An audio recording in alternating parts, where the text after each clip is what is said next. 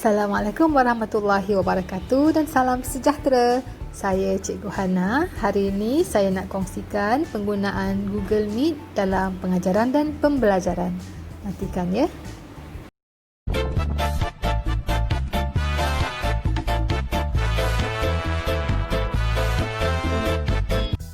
Mula-mula kita pergi ke Google Browser dan kita klik Google Meet. Dan kita klik join dan kita letakkan nama dan klik continue. Okay, getting ready. Kita allow mikrofon dengan kamera. Okay, kamera kemudian mikrofon.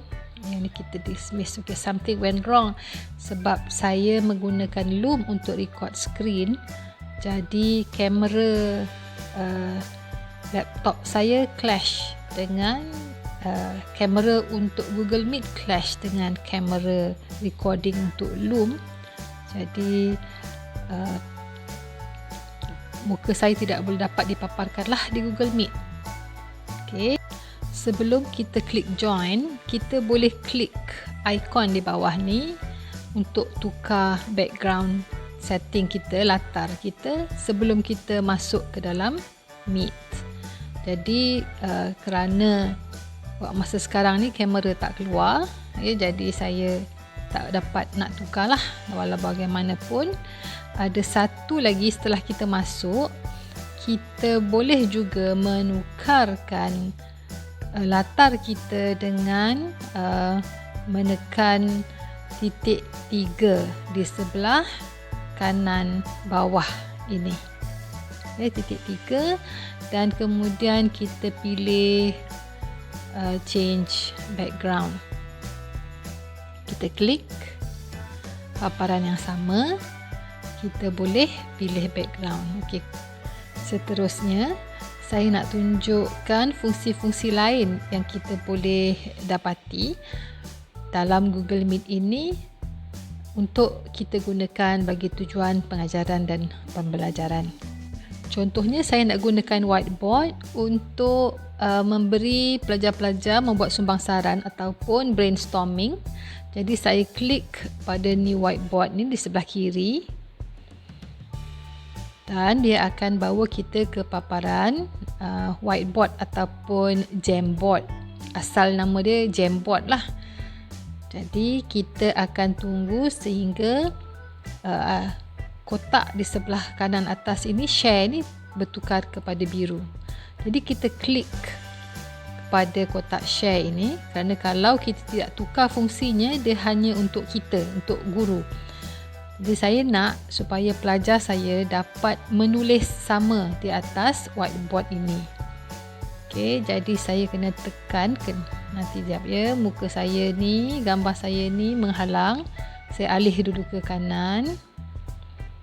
Kemudian saya nak klik yang bawah ni, change the link. Okey. Itu di sini anyone with this link can view, tapi saya nak tukar supaya daripada viewer kepada editor supaya pelajar-pelajar saya dapat edit whiteboard tersebut. Ya, kemudian ada satu lagi yang saya nak tukar. Saya nak change to anyone with this link. Bermakna pelajar yang menggunakan email yang lain juga dapat masuk. Ya, tak semestinya e-didik. Sekarang ni saya guna e-didik. Tapi kalau katalah saya guna e-pembelajaran, jadi kalau saya ubah link ini kepada anyone with the link can edit, jadi mereka juga boleh menggunakan email lain untuk menggunakan whiteboard ini. Selepas itu kita boleh klik done. Dia akan bawa kita ke paparan whiteboard ini. Dan jika kita semak bahagian chat, kita akan nampak bahawa link telah diberi dan pelajar boleh klik kepada link ini dan mereka akan dibawa ke paparan whiteboard tadi untuk sama-sama membuat brainstorming ataupun sumbangsaran. Baiklah, saya akan tunjukkan Inilah whiteboard dia. Saya akan tunjukkan fungsi-fungsinya. Yang ini pen, kemudian ini pemadam, ini cursor, dan di bawahnya adalah sticky note. Ini image, kalau kita nak tambah image. Ini untuk kita buat bulatan. Dan seterusnya kalau kita nak buat text box, dan yang akhir sekali pointer, laser pointer. Okey, ini adalah fungsi-fungsi yang terdapat dalam Jamboard ataupun whiteboard ini. Ini adalah paparan putih. Kita boleh ubah paparan putih ini kepada contohnya kita boleh titik-titik ni ataupun garisan, ya, ataupun graf. Kertas graf tadi putih, sekarang kelabu. Atau kita nak buat papan hijau ataupun papan biru, dan ataupun papan hitam, ya. Tapi saya nak kekalkan whiteboard lah, jadi saya biarkan warna putih. Okey, baik. Contohnya, saya klik sticky note dan saya beri arahan kepada tajuk lah kepada pelajar untuk memulakan brainstorming sumbang saran. Saya typekan tajuk yang saya nak pelajar, untuk saya prompt kepada pelajar agar mereka memberikan respon. Untuk demo ini, saya typekan faktor-faktor yang mempengaruhi minat seseorang, minat pelajar terhadap pembelajaran digital. Setelah siap, saya save. Sticky note ini kita boleh besarkan, ataupun kita alihkan, ya, di mana-mana sahaja kanvas yang kita nak, dan pelajar boleh memberikan respon faktor-faktor menggunakan sama ada sticky note juga yang berlainan warna, ataupun mereka boleh menggunakan text box ataupun menggunakan pen. Ya, pen ini mereka gunakan mouse mereka lah. Bila dah selesai aktiviti dengan pelajar dan kita nak beralih ke muka surat lain, kita klik atas itu dan dia akan membawa kita kepada muka surat yang baharu. Dan nak balik kepada muka surat lama, kita klik sahaja di sebelahnya. Jadi whiteboard ini secara automatiknya dia akan disimpan dalam Google Drive. Baiklah, sekarang ni saya masuk semula ke dalam Meet, tapi saya offkan kamera Loom. Jadi saya dah boleh gunakan kamera di Google Meet. Dan wajah saya dah pun terpapar pada skrin Google Meet. Baiklah, kita cuba semula untuk tukar background. Ya, kita klik latar mana yang kita nak. Dan sekarang ni dah terpapar ada latar yang cantik di belakang saya.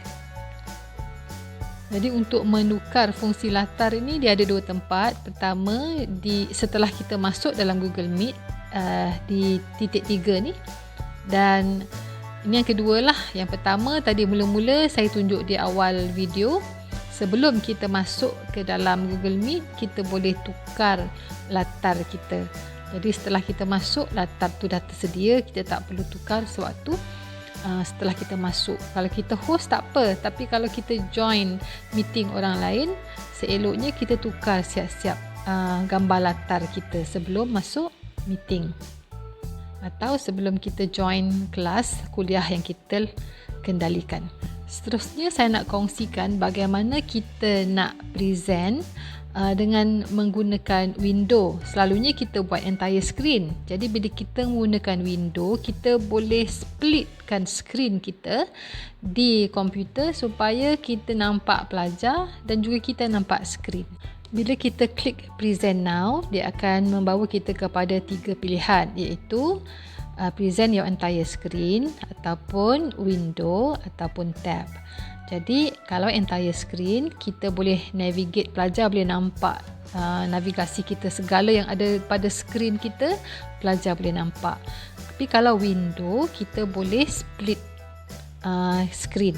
Ya, jadi pelajar hanya akan nampak window itu sahaja dan kita masih boleh navigate ke browser ataupun tab-tab yang lain.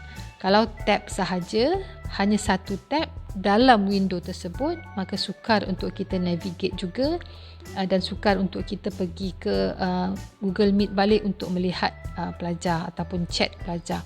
Jadi saya bagi contoh, ini adalah satu tab dalam window dan saya nak keluarkan tab ini menjadi satu window. Jadi saya klik pada tab ni di atas dan saya tarik keluar dan dia menjadi satu window. Saya restore down, saya klik restore down untuk saya minimizekan dia. Okey. Dan saya hide dia dulu dan saya pergi balik ke Google Meet dan saya klik window. Jadi bila saya klik window, saya akan pilih window yang ada readtheory.org tadi dan pada window Google Meet ini saya restore down untuk minimizekan paparannya supaya saya boleh susun, saya boleh ambil balik yang readtheory.org itu dan susun tarik dia di sebelah kiri. Jadi sebenarnya pelajar hanya akan dapat lihat window readtheory.org ini sahaja. Ya. Ni saya kena adjust sedikit Google Meet ini supaya saya dapat lihat paparan.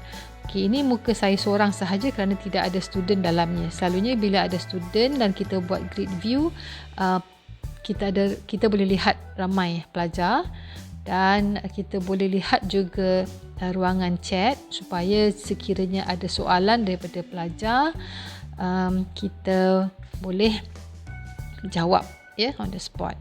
Dan dalam readtheory.org ini merupakan satu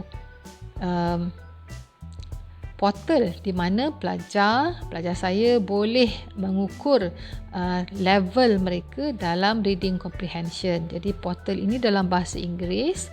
Jadi malangnya tidak ada dalam bahasa Melayu lah. Jadi rakan-rakan yang mengajar bahasa Inggeris boleh menggunakan portal ini supaya pelajar-pelajar dapat membuat latihan dan mengukur tahap ataupun grade level reading comprehension mereka. Jadi saya bagi contoh satu paparan, satu pelajar dan dia berada di tahap mana, dan report ini kita boleh bincangkan dalam sewaktu kuliah di Google Meet. Saya akan buat satu video lah tentang penggunaan readtheory.org ini untuk saya kongsikan dengan rakan-rakan yang mengajar bahasa Inggeris. Seterusnya saya nak kongsikan secara ringkas sahaja tentang Google Meet Attendance. Google Meet Attendance ni kita boleh dapatkan dari Google Chrome extension dan kita cari Google Meet Attendance yang ada simbol Apple ni.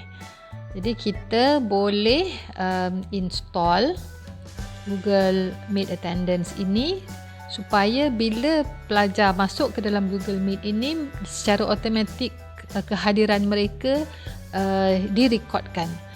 Sekiranya kita klik ikon Google Sheets ini, dia akan bawa kita kepada Google Sheets di mana senarai pelajar yang masuk ke Google Meet kita dipaparkan. Kemudian kita boleh save mengikut kelas. Jadi saya rasa sampai di sini dahulu perkongsian daripada Cikgu Hana buat kali ini. Saya harap paparan ini dapat memberi manfaat kepada rakan-rakan semua. Jangan lupa subscribe channel Cikgu Hana. Bye-bye.